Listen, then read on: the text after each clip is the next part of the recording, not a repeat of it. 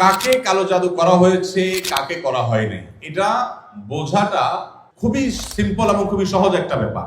কিছু আলামত আছে যে আলামতগুলো খুব সহজেই দেখে বোঝা যায় এই লোকটা ব্ল্যাক ম্যাজিকের রোগী বা জাদুর রোগী।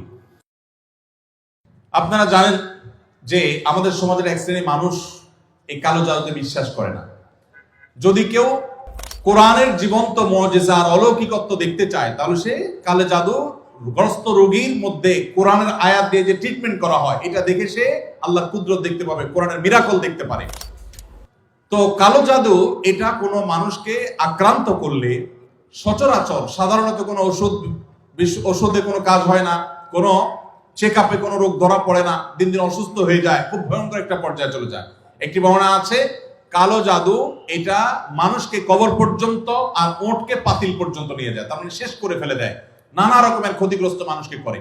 এবং আজকাল আপনারা দেখেছেন অনেকেই বিভিন্ন ফুটবল টিমের ভালো ভালো খেলোয়াড়দেরকে কালো জাদু করা হয় এবং এগুলো নিয়ে ইন্টারন্যাশনাল মিডিয়াগুলোতে নিউজ প্রকাশ করা হয় এবং সমস্ত দুনিয়াতে মানুষের কাছে ওপেন সিক্রেট এখন যে বড় বড় খেলোয়াড়দেরকে ব্ল্যাক ম্যাজিক করা হয় এবং সেটার যে প্রভাব হয় সেটাও মানুষের কাছে দিনের আলো মতো পরিষ্কার। তাহলে আমার বুঝতে অসুবিধা কোথায়? বরং কোরআন যেটার কথা বলেছে সেটা বাস্তবায়ন দেখতে পেরে আমার ঈমান আরো বেড়ে যাওয়ার কথা। কিছু মানুষ আছে যে কোনো রোগ ধরা পড়ে না কিন্তু অসুস্থ হয়ে যাচ্ছেন, অস্বাভাবিক পর্যায়ে হয়ে যাচ্ছেন, এরকম বিষয়গুলো কালো জাদুর আক্রান্ত হওয়ার আশঙ্কা অনেক বেশি। ঠিক একইভাবে অনেকের অতিরিক্ত হাই আসে, অতিরিক্ত সীমাতিরিক্ত হাই আসে। হাই তোলাটা কিছু একটা লিমিটেশন আছে যে এই পর্যন্ত হাই তোলা এটা স্বাভাবিক, কিন্তু যখন অস্বাভাবিক পর্যায়ে পর্যন্ত চলে যাবে তখন সেটা কোনো কোনো ক্ষেত্রে ব্ল্যাক ম্যাজিকের রোগী হওয়ার আলামত থাকে। দিন দিন শুকায় যাওয়া, নানা রকমের পরিস্থিতি আছে। সবচেয়ে বড় পরীক্ষা করার উপায় হলো সূরা বাকারা সহ বিভিন্ন রুকিয়ার অ্যাপ চালু করে দিলে, ভিডিও চালু করে দিলে, তেলাওয়াত চালু করে দিলে যদি এটা শোনার পরে অস্থির হয়, পেরেশান হয়, তাহলে এই লোকটার মধ্যে কালো জাদুর আশঙ্কা অনেক জোরালো, যে সে সহ্য করতে পারে না তেলাওয়াত। একদম সাদা মানুষ মুসলমান সহ্য করে, কিন্তু সে তেলাওয়াত বন্ধ করতে পারে, আজান সহ্য করতে পারে না।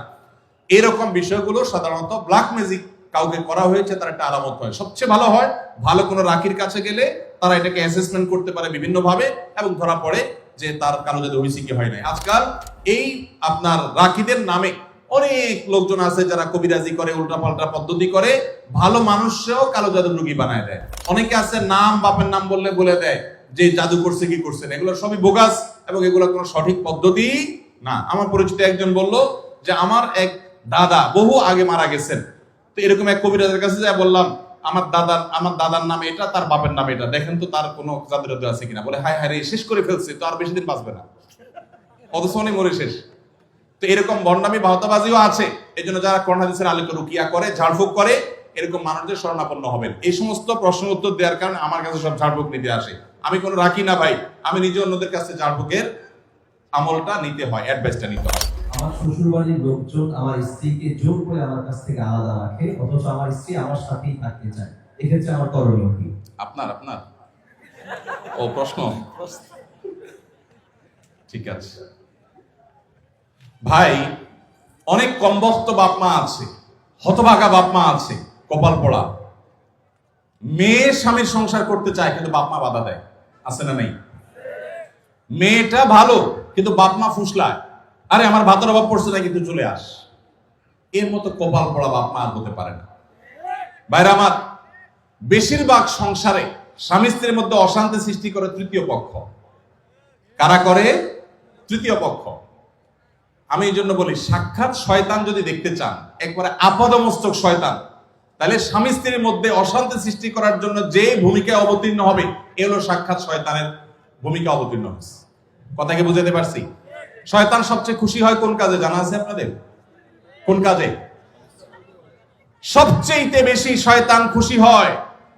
কোন সংসার ভেঙে দিলে, স্বামী স্ত্রীর মধ্যে বিচ্ছেদ হলে। আপনারা হাদিস শুনছেন, প্রসিদ্ধ হাদিস, শয়তান তার সিংহাসন পানির উপরে স্থাপন করে এবং শয়তান তার চেলাদেরকে ছেড়ে দেয়।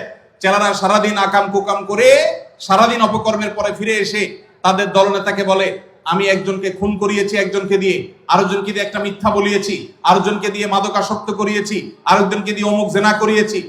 তখন শয়তান বলে, হ্যাঁ অবশ্যই কিছু না কিছু করেছো। কিন্তু যখন কোন শয়তান এসে বলে একজন স্বামী স্ত্রীর মধ্যে বিচ্ছেদ ঘটায় দিছি, তখন শয়তান বলে তুমি সবচেয়ে বড় কাজ করছো, সে সবচেয়ে বড় খুশি হয়। যে সমস্ত পুরুষেরা মহিলাদেরকে অথবা পুরুষদেরকে উস্কায়, দেখবেন যে অনেক মহিলাকে যায় অনেকে বলে, ভাবি আপনার মতো মানুষের সাথে ভাই রাগ করে কেমনে? মানে আপনার মতো এত ভালো, এত ভদ্র, এত রূপবতী মানুষটার সাথে রাগ করে যে কেমনে, এত পাষাণ সে কিভাবে হয়? বুঝবেন যে এই লোক হলো সাক্ষাৎ ইবলিস। আবার একই কথা ওই পুরুষ লোকটাকে যদি বলে যে ভাই আপনি তো রাজপুত্র, মাশাআল্লাহ, আপনার কপালে রাজরানী আসলেও কম হবে ভাই, তাহলে তার উস্কায় দিচ্ছে, তার মানে সে মনে মনে চিন্তা করবে তাহলে আমার বউ এটা আমার জন্য আসলে মানায় না, আমি তাহলে এত বেশি যোগ্য পুরুষ, তাহলে তার স্বামীর সাথে, তার স্ত্রীর সাথে তার দূরত্ব বাড়বে কি বাড়বে না? তাহলে এই যে পাম্পট্টিটা দিল, এই পাম্পট্টি দেওয়া লোকটা হলো সাক্ষাৎ ইবলিসের ভূমিকা অবতীর্ণ হয়েছে। অতএব খবরদার, স্বামী স্ত্রীর মধ্যকার অশান্তি সৃষ্টি করার জন্য কেউ তৃতীয় পক্ষের ভূমিকা রাখবেন না। এমনকি সেটা যদি বাপমাও যদি হয়, সে বাপমা আল্লাহর কাঠগড়ার আসামি হবেন। বহু ছেলেদের বাপ আছেন, ছেলেদের মা আছেন, শ্বশুর শাশুড়ি আছেন, বৌমার ব্যাপারে ছেলের কান ভারী করে দেয়, আছে না নেই? ছেলেরা থাকে বিদেশ, তার কানটা ঝালাফালা করে দেয়।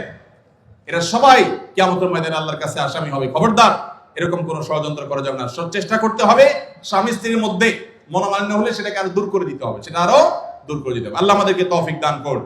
মসজিদের ইমাম সাহেবরা যারা আছেন, ফ্যামিলি কাউন্সিলিং করবেন।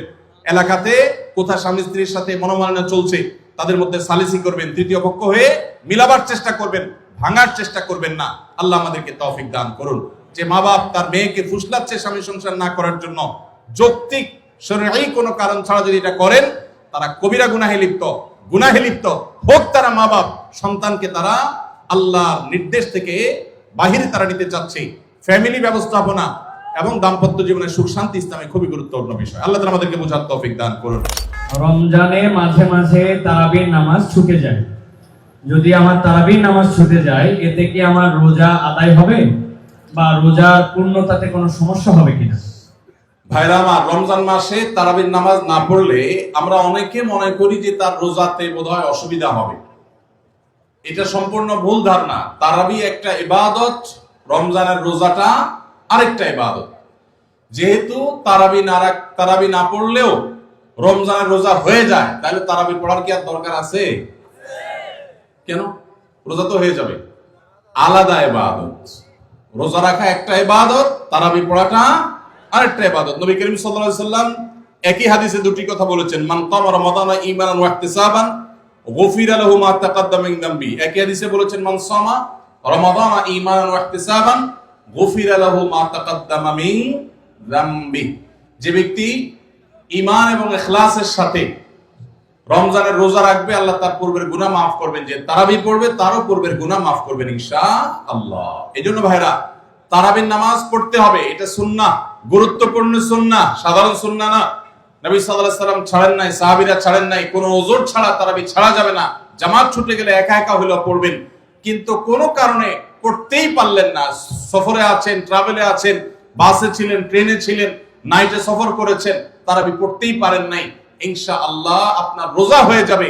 তাই বলে তারাবিকে অনেকে অবহেলা করেন আজকাল, যেটা তো সুন্নাহ, না পড়লে কি? এই অবহেলাটা আরেকটা দোষের। তাহলে আমাদের মধ্যে দুইটাই সীমা লঙ্ঘন। কেউ মনে করেন তারাবি না পড়লে রোজাই হবে না, এটা হলো বাড়াবাড়ি। আবার অনেকে মনে করে তারাবি না পড়লেই বা কি, এটা হলো ছাড়াছাড়ি। এই বাড়াবাড়ি এবং ছাড়াছাড়ির মধ্যে আমাদের থাকতে হবে। আল্লাহ আমাদের তৌফিক দান করুন। আস-সুন্নাহ ফাউন্ডেশন, উম্মার স্বার্থে সুন্নাহর সাথে।